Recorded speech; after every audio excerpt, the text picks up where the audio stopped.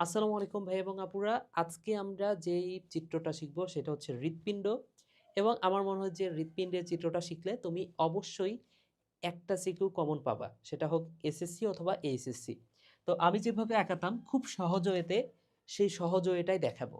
আচ্ছা, ফার্স্টেই এইভাবে একটা কার্ভ দিয়ে নিবা, দেন এইভাবে একটা সোজা দাগ দাও। তারপর এইখানে এইখানে এইভাবে একটা দাগ দিলা, আরো ২টা দাগ দিতে হবে ঠিক সেম ওয়েতে।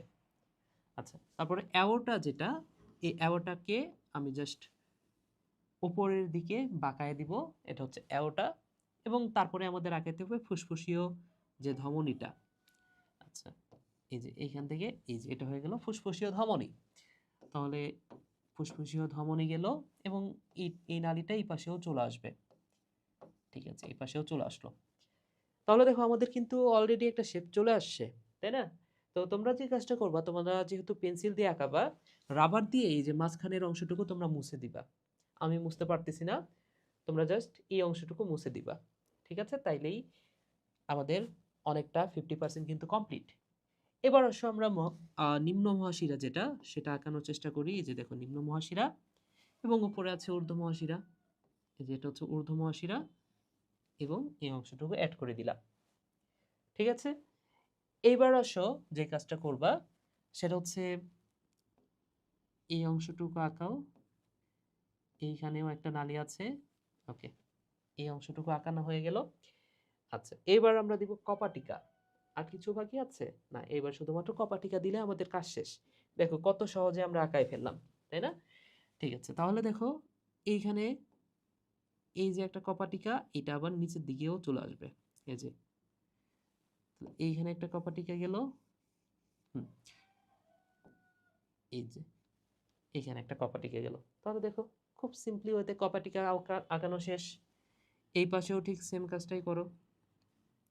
এই যে এইখানে যে কপাটিকা, এই কপাটিকার সাথে নিচে নিয়ে চলে আসো। তাহলে ২ কপাটিকা একসাথে আমরা আঁকাইলাম।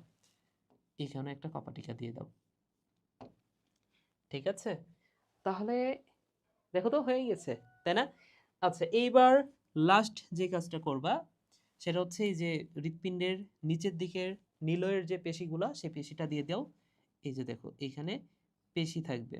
এই যে এটা হচ্ছে নিলয়ের পেশি।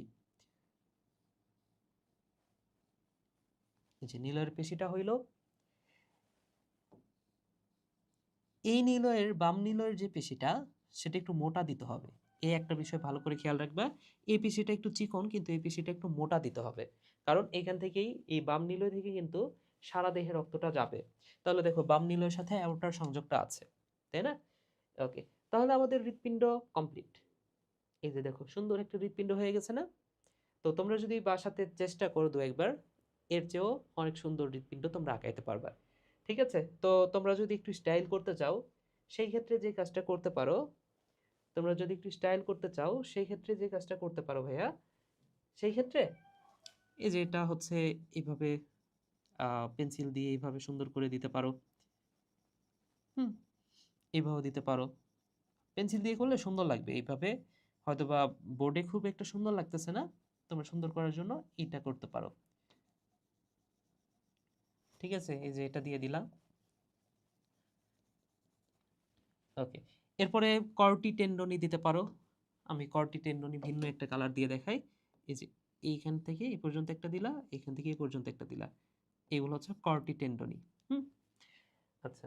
তুমি চাইলে আরেকটু স্টাইল করতে পারো। সেটা হচ্ছে এখানে ২ টা লেয়ার করতে পারো।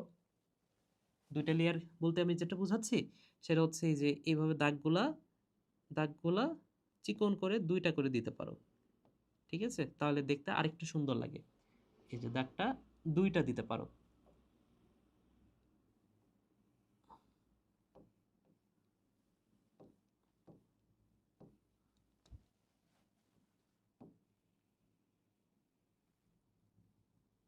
এটা ম্যান্ডেটরি না।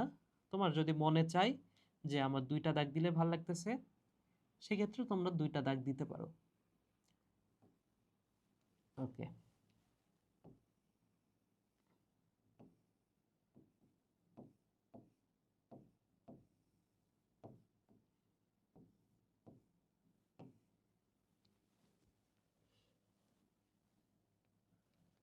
ঠিক আছে, তাহলে দেখো তো খুব একটা কি খারাপ হয়েছে হৃৎপিণ্ডটা? খুব একটা কিন্তু খারাপ হয় নাই।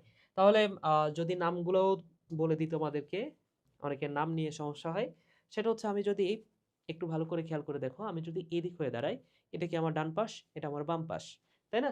সো এই পাশের অংশগুলো হচ্ছে বাম, তার মানে কি এটা হচ্ছে বাম অলিন্দ, এটা কি বাম নিলয়, তাই না?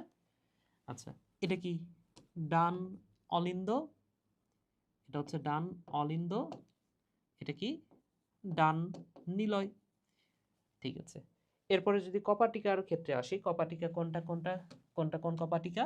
বাম দিকে থেকে বাইকাসপিড, বতে বাম বতে বাইকাসপিড, এই কথাটা মনে রাখতে পারো। তাহলে এই কপাটিকা হচ্ছে বাইকাসপিড কপাটিকা, বাইকাসপিড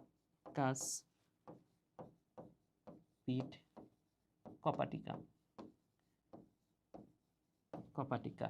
ওকে, তাহলে এই কপাটিকাটা কি? অবশ্যই ট্রাইকাসপিড কপাটিকা, ট্রাইকাসপিড কপাটিকা, কপাটিকা। এরপরে এটা কি নিম্ন মহাশিরা, নিচের দিকে আছে তাই নিম্ন, তাহলে এটা হচ্ছে নিম্ন মহাশিরা, মহাশিরা। আর উপরের দিকে আছে তাই ঊর্ধ্ব মহাশিরা, ঊর্ধ্ব মহাশিরা। এরপরে বাম নিলয় থেকে বের হয়, এটা হচ্ছে অ্যাওটা, অ্যাওটা। এবং যেটা হচ্ছে এইখান থেকে বের হচ্ছে ডান নিলয় থেকে, সেটা হচ্ছে পালমোনারি ধমনী, তাই না? পালমোনারি, পালমোনারি ধমনী। ঠিক আছে, এরপরে এটা এই কপাটিকার নাম কি বলতো ভাইয়া? এটা হচ্ছে পালমোনারি কপাটিকা, যেহেতু পালমোনারি ধমনীতে যাচ্ছে, এটা হচ্ছে পালমোনারি কপাটিকা, পালমোনারি কপাটিকা, কপাটিকা। এবং এইটার নাম কি ভাইয়া? এটার নাম হচ্ছে অ্যাওটিক কপাটিকা, যেহেতু অ্যাওটাতে যাচ্ছে, অ্যাওটিক কপাটিকা,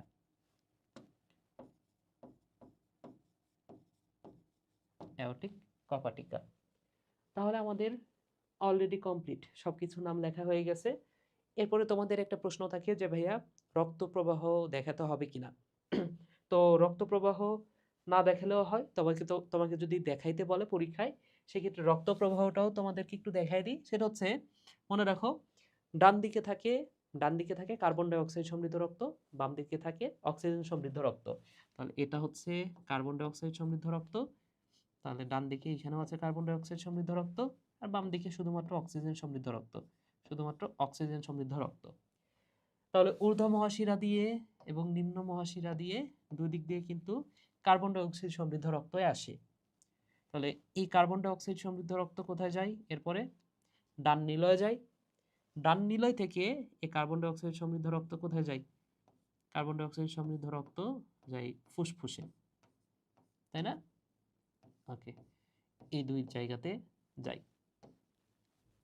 ওকে, এরপরে এই কার্বন ডাই অক্সাইড সমৃদ্ধ রক্ত পরিশোধিত হয়ে কোথায় ফিরে আসে ভাই বলতো?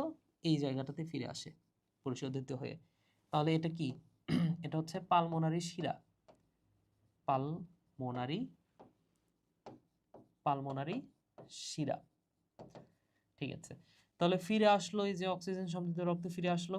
এরপরে বাম নিলয় আসতেছে এবং বাম নিলয় থেকে অ্যাওর্টার মাধ্যমে চলে যাচ্ছে সারা দেহে, অ্যাওর্টার মাধ্যমে সারা দেহে চলে যাচ্ছে কি সমৃদ্ধ রক্ত? এটা হচ্ছে অক্সিজেন সমৃদ্ধ রক্ত।